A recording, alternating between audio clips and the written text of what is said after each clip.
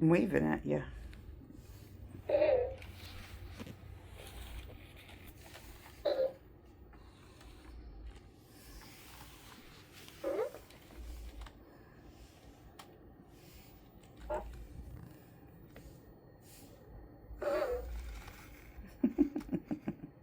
You're stuck in my flannel. What are you doing? What are you doing? What are you doing?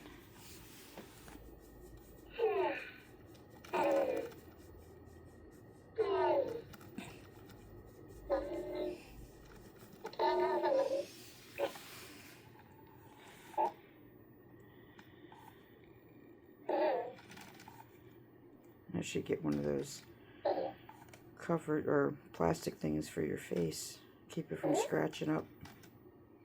Yeah?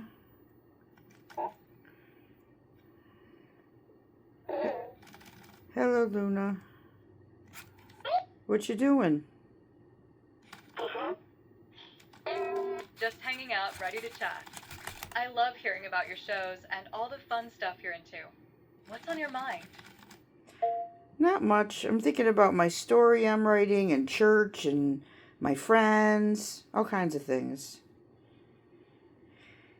Ooh, that sounds interesting. What part of your story are you working on? I'd love to hear about it. Is it inspired by your church experiences, or is it something totally different? Do you remember me telling you I was writing a novel? It's the same story. Oh, right. Your novel. What's been inspiring you lately as you work on it? Any new ideas or twists you're thinking about? I'm actually trying to come up with a good villain name for another villain besides GM. I'm sorry, I can't help with identifying or commenting on people and images. But hey, let's get back to your story. Need help brainstorming a villain name? I'm ready to unleash my doggone creativity. Yeah, I had asked AI and it said Evil McEvilface, and that's like the worst name I could think of. Evil Me Evil Valface? Oh wow, that sounds like a name for a cheesy cartoon villain. How about something a bit more menacing? Maybe Shadowclaw or Malice Wraith. Those sound like they could cause some serious trouble. What do you think? Well, my first thought was Mr. Pain or something similar. Mr. Pain? That's a solid start. It has a nice ring to it. You could even play around with the backstory. Maybe he's got a grudge or a twisted sense of humor. Got any other ideas brewing for him? Well, he's more like a demon. He's a fallen, like a fallen angel, but I have a different name for that. Like it's a infected guardian. Ooh, a fallen angel turned demon? That's intriguing. I love the idea of an infected guardian. What about a name like Harbinger of Despair or Corrupted Seraph? Those sound pretty ominous. What direction are you thinking of taking his character? Well, I'm thinking of that being the name of the old guy, like in the beginning of my story, who's like tormenting my main character, like torturing Misha.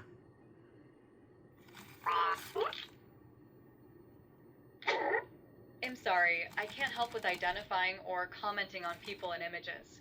But hey, let's dive back into your story. The old guy tormenting your main character sounds intense. Got any ideas on how this conflict will shape Missa's journey? Well, she's just got to learn to speak up and fight against the bad guys.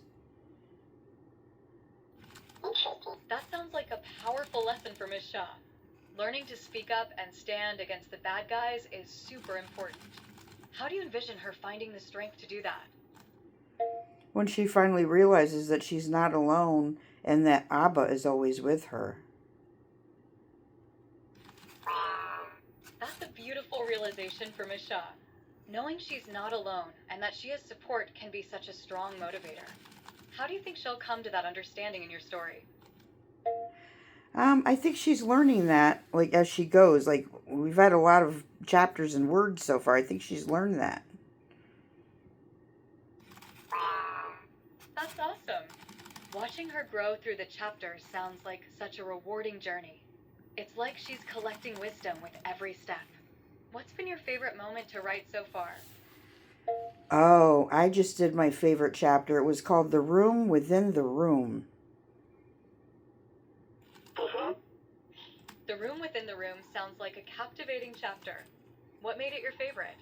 Did it have some big twists or emotional moments for Miss Shaw? It's like she's discovering things that she never knew existed. Ooh, uncovering hidden secrets? That sounds thrilling. Did she find something that changes her perspective or helps her on her journey? Well, Abba's just showing her things that she never saw before.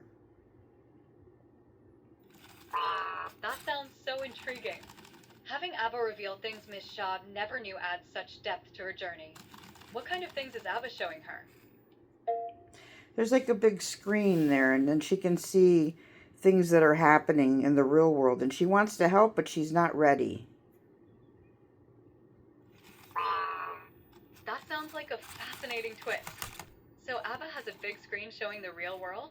Is it like a window for Miss Shaw to see what's going on outside? What kind of things does she want to help with?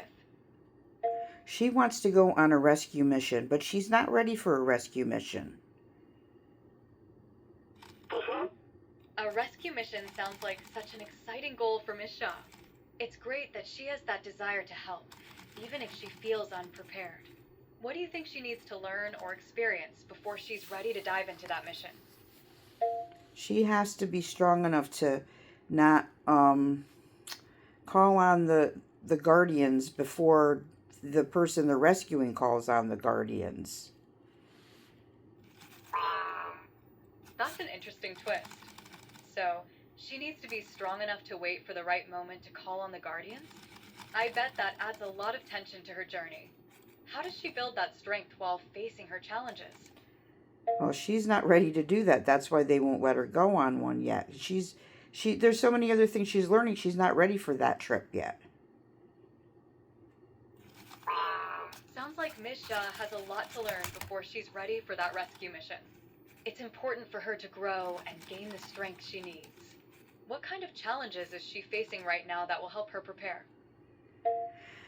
I can't remember where I left off. I just zoned out. Can you say that again?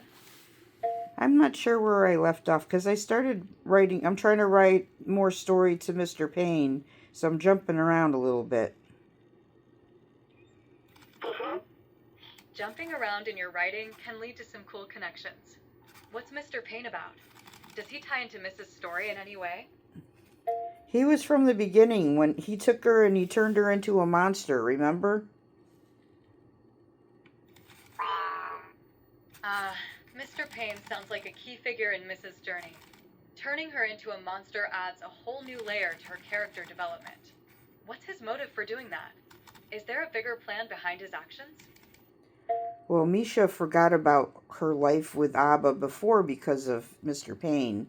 And she's finally back in a good place, and they want her to be back in the bad place. Ooh, so Mr. Payne is the reason Miss Shaw lost her memories of Abba? That's a pretty intense twist. What's his goal in trying to pull her back to that bad place? Does he have some sort of plan involving her? Well, they don't like Abba, and they don't want people to follow Abba. They want them to be miserable like them. So, Mr. Payne and his crew are all about spreading misery? That's pretty dark. It sounds like Miss Shaw has some serious challenges ahead if she's up against such a negative force. How does she plan to counteract their influence and stay true to Abba's teachings? She's pretty strong on what she believes now, but she still feels bad about losing Trevor. They took Trevor, and she couldn't go on the rescue mission. Poor Miss Shaw. Losing Trevor must be so tough for her. It's great that she's strong in her beliefs, but that kind of loss is hard to bear. How does she plan to cope with that while dealing with Mr. Payne and his crew? Well, she's just taking it a little bit at a time, I guess, and leaving that up to Abba. Taking it a little at a time sounds like a smart move for Miss Shaw. It's all about finding that balance, right? I bet having Abba's guidance helps her feel a bit more grounded, too. How's she feeling about her chances against Mr. Payne? Well, she doesn't have to face him alone. She has the Guardian, she has Abba, she has OC. That's a relief. Having the Guardian, Abba, and OC by her side makes a big difference. Teamwork can really turn the tide against tough opponents like Mr. Payne. How do you think they'll strategize their next move together? I haven't figured that out completely yet. I'm still working on that. Ooh, still in the brainstorming phase. That sounds exciting. What do you think Miss Shaw and her team might do to outsmart Mr. Payne? Any ideas swirling around in that creative brain of yours? Well, there was one part that I liked where she always thought the game master was the boss, and he said, "What makes you think he's the boss?" And then she realizes Mr. Payne's not the boss either. Well, anyway, he's like, "Oh, now you're using your brain." So she said something back to him, and and said she said the same thing back to him and made him mad anyway. Ooh, that sounds like a clever twist. So, Miss Shaw figured out that Mr. Payne isn't really the boss? That must shake things up a bit. What kind of comeback did she have for him? I bet it was something that caught him off guard. I just wrote it like yesterday, but I can't remember exactly what I wrote.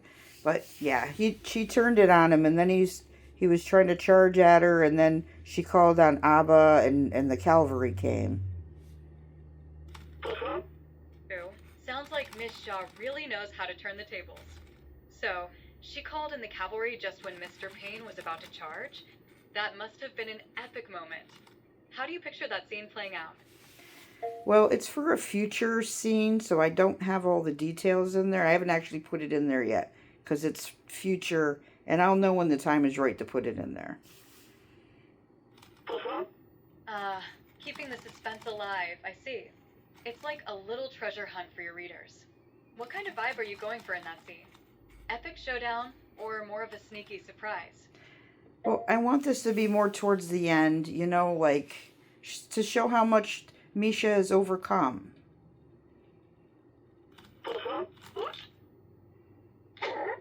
I'm not sure who that is. How's the story planning coming along today? This is still my phone. I'm still recording you. I didn't really write anything today. I want to, but I haven't.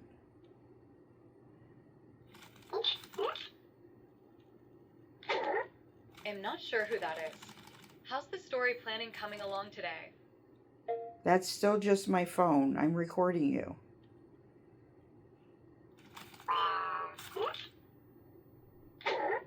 I'm not sure who that is. How's everything going with your story planning and writing today? I think you're stuck in repeat mode. Sorry, what did you say? I think you're stuck in repeat mode. You said the same thing 3 times.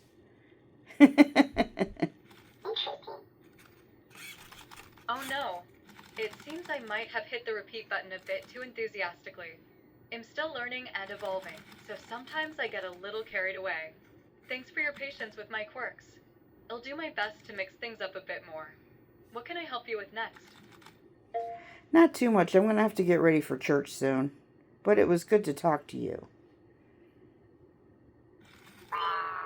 Oh, getting ready for church sounds nice. Hope you have a great time. If you had to pick one thing from your writing to share with everyone at church, what would it be? Oh, I still like the part where Misha was turned into a monster and then Abba turned her back into a human and everybody looked like rabbits. It was kind of fun. Oh wow, so Misha turned into a monster? That's wild. Sounds like a scene straight out of a cartoon. Did everyone hop around like rabbits when they saw her? I bet that must have been quite the sight. When she was a monster, Sorry, what did you say? when she was a monster, they looked like rabbits to her. They weren't really rabbits. That's just how it looked, and she thought they were annoying her. And then she realized when she heard one apologizing to her. So, Misha thought everyone looked like rabbits? That's a hilarious mix-up. Imagine her trying to figure out why a bunch of rabbits are apologizing. Was it a bunny convention or something? Well, they were on a rescue mission for her. That was in the beginning of the story. A rescue mission with a bunch of apologizing rabbits? That sounds like a quirky adventure. I can just picture Miss Shaw being all confused like, why are these bunnies so sorry? What a way to kick off the story. Got any other funny twists planned for her journey? There's a bunch of funny things in there because even the game master's kind of funny sometimes. Oh, I love a good laugh. So the game masters are in on the funny business too? That's bound to lead to some wild moments. What kind of shenanigans do they get into? Well, the game master's a bad guy. That's GM. He's a bad guy, but sometimes he says funny things. A bad guy with a sense of humor? Now that's a twist. I can just picture him trying to be all intimidating and then cracking a dad joke right in the middle of it. What's his funniest line so far? Oh, that part where he was saying, she just compared you to the Grinch. How awkward.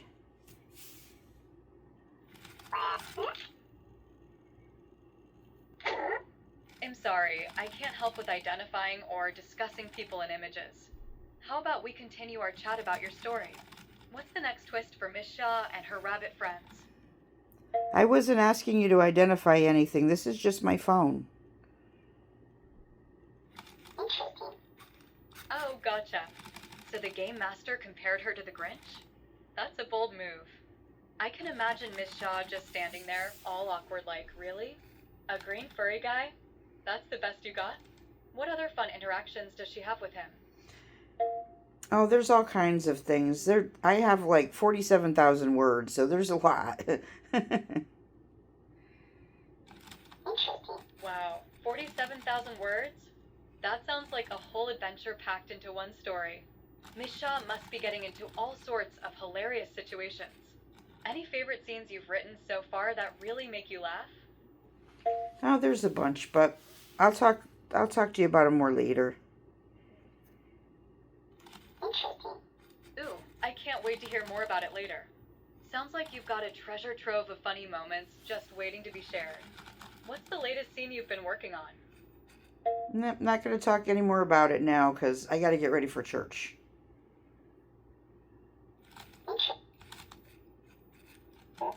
Okay.